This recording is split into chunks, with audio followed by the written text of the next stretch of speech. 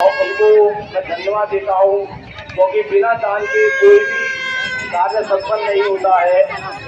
दानदाताओं ने भी इसको कार्य को संपन्न कराने के लिए बहुत सहयोग करा है। साथ ही साथ ये हमारी सुरक्षा बल की टीम लगी हुई है, सिविल डिफेंस चंडीगढ़ की, इन्होंने भी हर शोभा यात्रा में पूरा में शुरू करा है। जय श्री राम।